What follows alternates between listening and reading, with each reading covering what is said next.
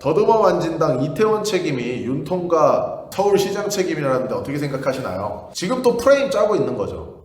진짜 이런 일을 보면은 참담하다고 하는 표현이 맞는 것 같아요. 세월호 사건도 마찬가지고, 이제 세월호 사건 같은 경우에도 그 사건이 일어났을 때 뭐 박근혜 대통령이 뭘 하고 있었니 이렇게 각종 이제 추측으로 그 사고를 만들어낸 사람이다라고 이제 몰아가면서 이제 정치적인 공격으로 이용을 했죠. 시간이 지나고 나서 지금 나온 게 뭐예요? 그냥 해양사고잖아요. 그럼 해양사고라면은 그런 사고가 재발하지 않도록 하는 방안을 마련을 하는 게 저는 정치인들이 하는 일이라고 보거든요. 그런 사고가 다시 일어나지 않게 배에 과적을 하는 것들, 이런 것들 명확하게 관리하고, 뭐 선장이라든지 그 안에서 이제 운영하는 사람들 철저하게 이제 체계화시켜서 관리하고, 이런 것들이 필요한 거지, 그거를 정치적으로 이용해서 다시 또 선동을 하고 있는데, 이거는 저는 거기에 또 넘어가는 사람들의 지능도 문제라고 생각을 해요. 그래서 이런 안타까운 사고들이 나올 때마다 그거를 어떻게든 정치적으로 저렇게 이용하려는 게 딱 그 문재인 대통령이 썼던 그 방명록에 있는 글,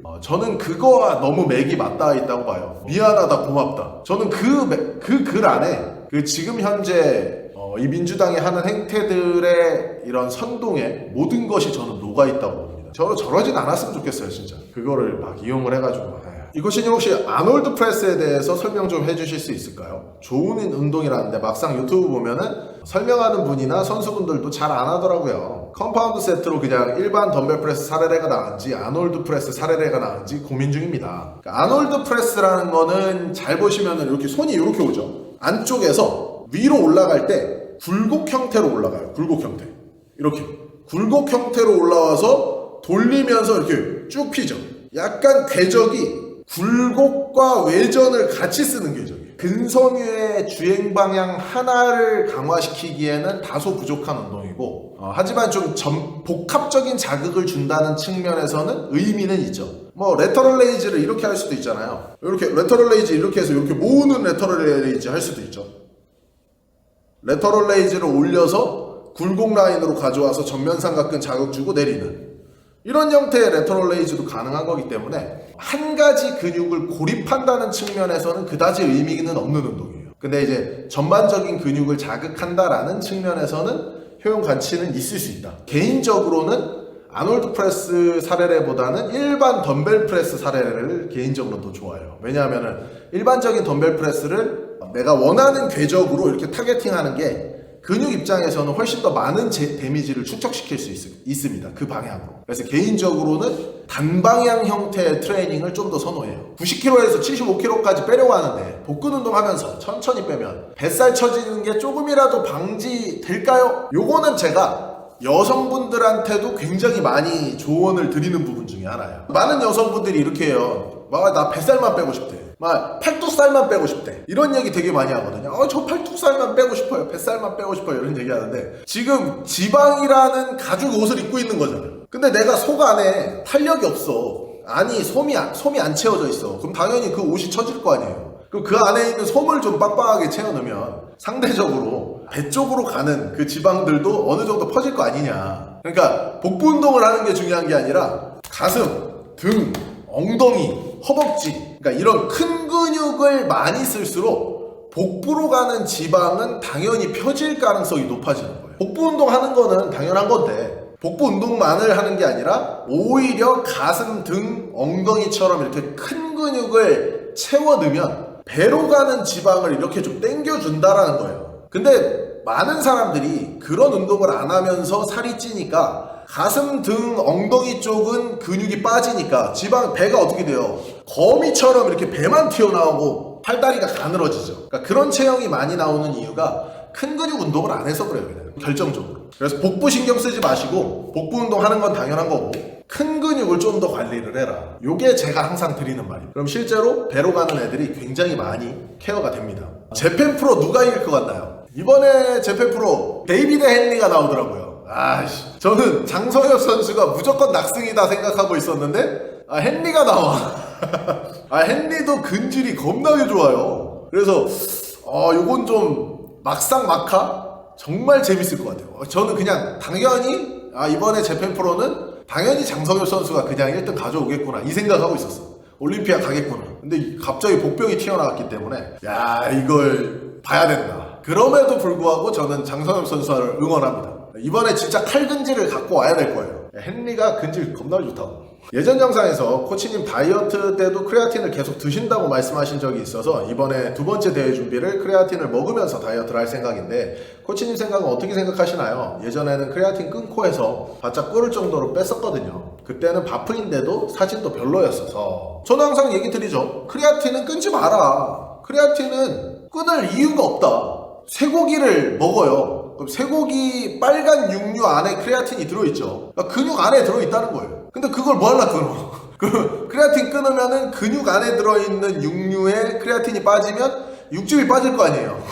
육즙이 빠지면 부피가 줄어들겠죠. 너무 당연한 겁니다. 그래서 크레아틴은 개인적으로 그냥 무조건 먹는 게 좋다. 근데 이제 사람들마다 반응이 진짜 다르니까 이게 되게 재밌는 부분이에요. 크레아틴이 염분이 아닌데도 불구하고 어떤 사람은 크레아틴 먹으면 붓는다고 하시는 분들이 있어요. 저 크레아틴 먹었더니 얼굴이 부었어요. 저 크레아틴 먹었더니 손이 부었어요. 뭐 이렇게 얘기하시는 분들이 있거든요. 그러니까 그런 분들은 뭔가 저는 몸에 안 맞는 이상작용이 있는 분들이라고 생각을 해요. 그러니까 그런 분들은 끊는 게 좋지 않을까. 근데 그 외에 저는 뭐 크레아틴 항상 하루에 3에서 5g은 달고 살잖아요. 저는. 그러니까 저 같은 경우에는 그렇게 5g을 먹고 다음날 일어나거나 이렇게 운동할 때나 전혀 붓거나 이런 증상이 아예 없거든요. 그래서 저는 그냥 끌고 가는 거예요. 그래서 지금 질문하신 현수님도 한번 먹어보고 붓는 증상이 조금이라도 있으면은 그거는 끊는 게 낫지 않을까. 저는 이렇게 생각하고 그 외의 분들 붓거나 이런 증상이 전혀 없어요. 무조건 그냥 쭉 먹어라. 개인적으로는 이렇게 생각합니다. 그리고 크레아틴 구매하실 때는 고정 댓글에 아이허브에서 구매하시면 되세요. 크레아틴은 필수입니다. 복근 운동만 하면 시덥 20개만 해도 배에 쥐가 나는데 왜 그럴까요? 다른 곳에는 쥐난 적이 없는데 이상하게 복근만 하면 쥐가 나네요. 요거 옛날에 제가 답변 드렸던 내용 같긴 한데 복근 운동 같은 경우에 이제 내가 배 운동을 하는데 쥐가 막 잘 나요. 이런 사람들은 정말 90% 정도로 높은 확률로 길근 운동을 안 해서 그래요. 무슨 얘기냐면 이렇게 있잖아요. 내가 구부리고 살아 맨날 이렇게 맨날 구부리고 살잖아요. 핸드폰 하면서 컴퓨터 하면서 맨날 이렇게 구부리고 살아. 그러면은 배가 어떻게 될까요? 배가 맨날 이렇게 짜부돼서 단축된 상태로 사는 거야. 근데 그 사람이 더 단축을 시켜. 혈액순환 더럽게 안 되겠죠. 근데 이런 분들 같은 경우에는 백 익스텐션 같은 거, 슈퍼맨 같은 운동, 가슴을 피면서 이렇게 흉요근막하고 기립근을 전체적으로 수축시키는 운동을 하면 자연스럽게 복부하고 기란관계인 이 허리에 있는 근육들이 텐션을 이렇게 가져가게 되겠죠. 그러니까 복부는 늘어나고 허리는 강화가 되는 거예요. 그러니까 그렇게 해서 어느 정도 밸런스가 맞으면은 쥐나는 게 사라집니다. 저도 그랬어요. 저도 이제 게임을 워낙 좋아하다 보니까 맨날 이렇게 구부리고 게임하는 시간이 길었거든요. 그래서 운동 처음 했을 때 윗몸 일으키기 하면 배에 쥐나는 거야. 그래서 왜 이러지? 하다가 이제 운동 공부하면서 밸런스가 이렇게 해서 허리가 강화가 되면은 복부 지나는 게 덜하구나.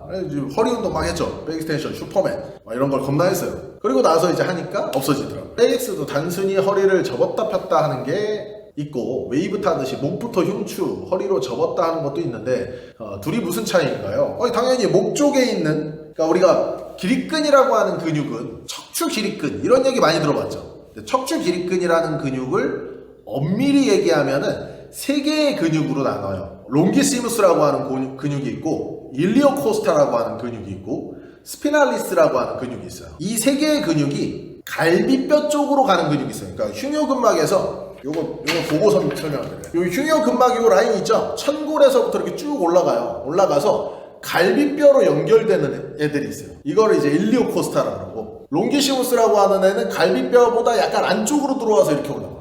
그리고 그 스피날리스 같은 경우에 그냥 쭉 갑니다. 쭉 위로 그냥 쭉 올라와서 목 쪽에도 있어요. 목 쪽에도 파트를 나누거든요. 흉추 쪽, 경추 쪽 이렇게 파트를 나눠서 목 쪽까지 쫙 올라오는 애들이 있는데 걔네들까지 잘 쓰기 위해서 우리가 목, 흉추, 요추 이거를 좀 구분 짓는 건 아니지만 이렇게 웨이브 타듯이 올라오는 형태의 트레이닝을 하죠. 근데 그거는 필요합니다. 척추가 이제 좀 많이 약하신 분들 같은 경우에는 코어 트레이닝 하면서 병행하면 도움이 많이 돼요.